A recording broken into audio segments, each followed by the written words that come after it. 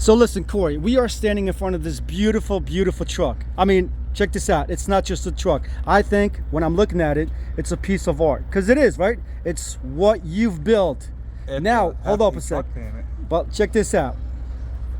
The biggest question I think everybody would have is the normal truckers that, you know, the guys that haul every day, the Volvo drivers, the Freightliner drivers. How do you deal with such big wheelbase, big hood, and you go to regular produce warehouses, right? You go all over in the Southeast, correct? Yeah. How do you deal with all those problems? Or are they problems at all? It can be challenging, depending where you go. We do have certain customers that expect us to bring their freight to their front door of their house, and it can be challenging.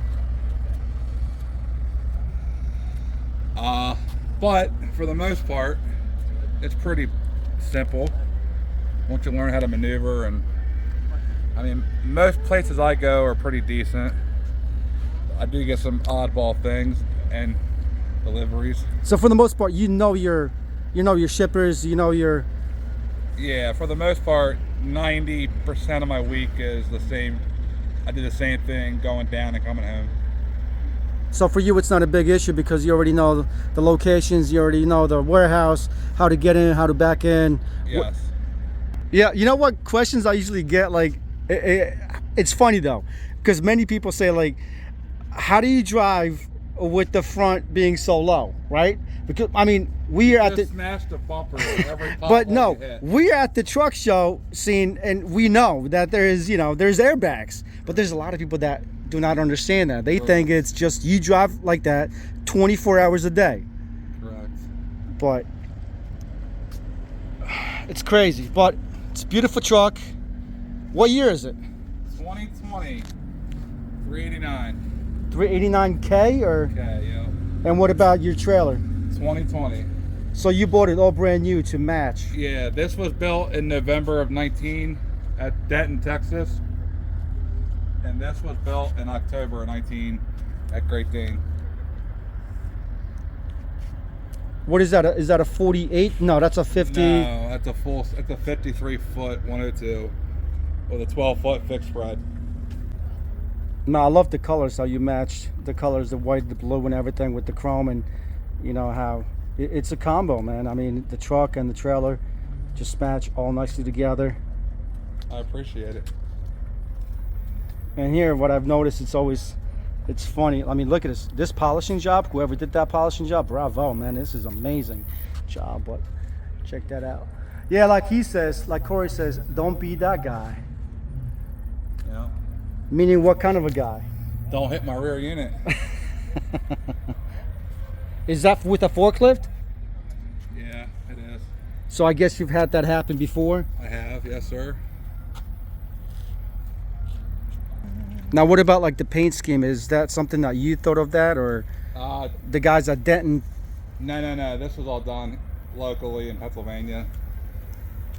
And they just came out of that scheme, or they thought about that, or? It's actually getting redone. It's all faded, so it's getting redone.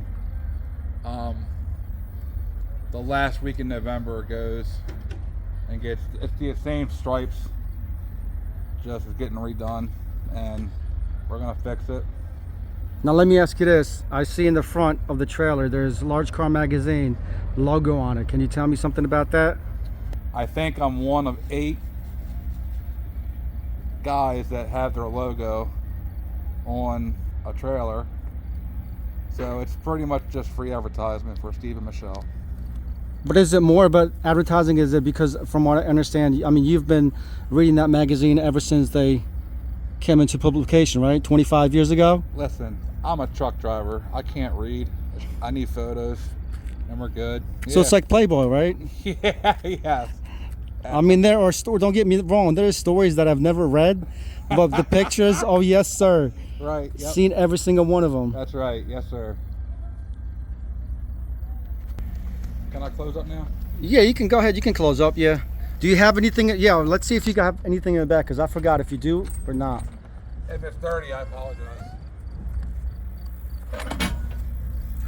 I mean, don't get me wrong. This trailer looks much better than my house, okay? So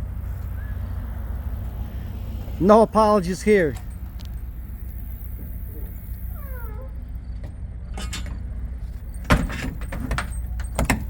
So that is your full name, Corey Johnson? And that's what... Just kidding. Yes, Corey Johnston. And you wanted to name the company as well?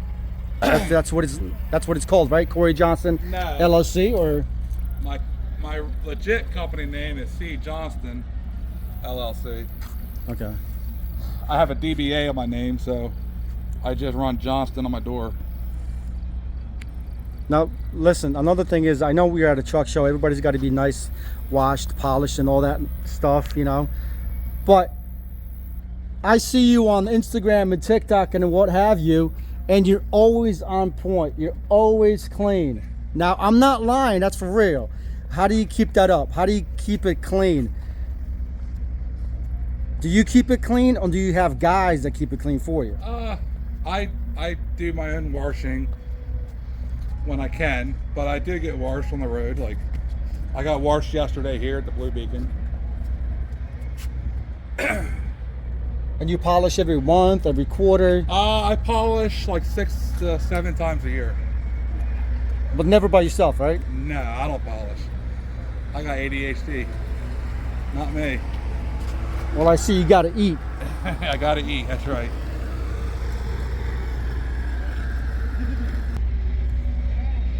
Tim Horst does all my polishing out of Ephrata, Pennsylvania. All this is done by Jimmy Farrell. This is all new.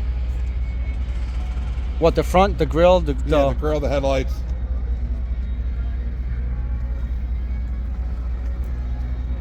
Yeah, Jim Farrell. I mean, if you want to get into that shop, it's a waiting list, right? Those guys are busy. Yeah. Now, is that the same guy that did your airbags or no? Yeah, he done my toolbox, my air ride. That's all done by Jimmy Farrell and Colin, his son, and their employees. Axle covers are done by Jimmy Farrell. This whole bogie is done by Jimmy Farrell with the 5 air tanks.